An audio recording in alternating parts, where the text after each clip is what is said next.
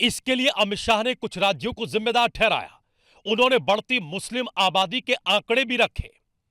गृह मंत्री अमित शाह के मुताबिक 1951 में हिंदू 84% थे तो मुस्लिम 9.8% थे। 1971 में हिंदू आबादी 82% रही और मुस्लिम आबादी 11% हो गई। 1991 में हिंदू 81% रह गए और मुस्लिम 12.21% हो गए। 2011 में हिंदू और घटकर 79% हो गए, जबकि मुस्लिम बढ़कर 14.2% हो गए।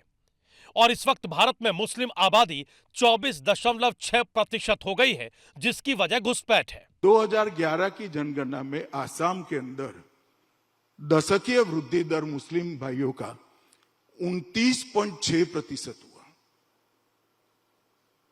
जो संभव ही नहीं है। अगर घुसपैठ नहीं हुई है तो ये संभव ही नहीं है। और पश्चिम बंगाल के कई सारे जिलों में ये वृद्धि दर 40% क्रॉस कर गया और ये वृद्धि दर बॉर्डर के जिलों में 70% है। उन्होंने घुसपैठियों को लेकर राजनीतिक दलों को भी नसीहत दी। गृह मंत्री ने साफ कहा कि सरकार घुसपैठियों का पता लगाने और उन्हें बाहर करने के लिए हर प्रक्रिया का पालन करेगी।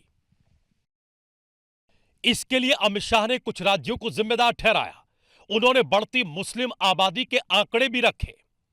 गृह मंत्री अमित शाह के मुताबिक 1951 में हिंदू 84% थे तो मुस्लिम 9.8% थे।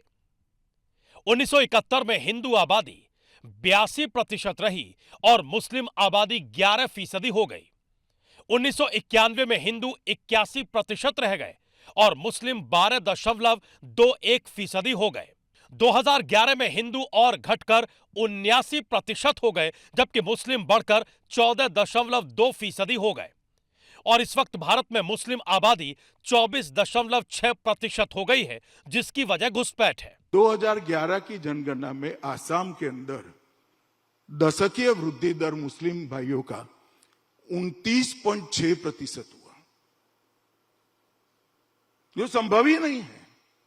अगर घुसपैठ नहीं हुई है तो ये संभव ही नहीं है। और पश्चिम बंगाल के कई सारे जिलों में ये वृद्धि दर 40% क्रॉस कर गया और ये वृद्धि दर बॉर्डर के जिलों में 70% है। उन्होंने घुसपैठियों को लेकर राजनीतिक दलों को भी नसीहत दी। गृह मंत्री ने साफ कहा कि सरकार घुसपैठियों का पता लगाने और उन्हें बाहर करने के लिए हर प्रक्रिया का पालन करेगी।